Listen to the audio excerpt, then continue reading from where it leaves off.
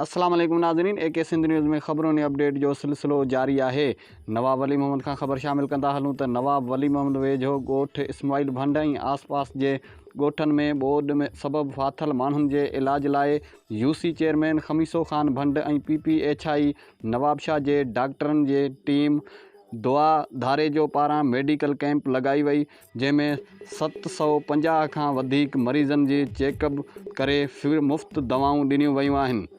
नवाब वली मोहम्मद खां ख़बर शामिल कंदा हलूं त नवाब वली मोहम्मद वेझो ॻोठ इस्माइल भंड ऐं आसपास जे ॻोठनि में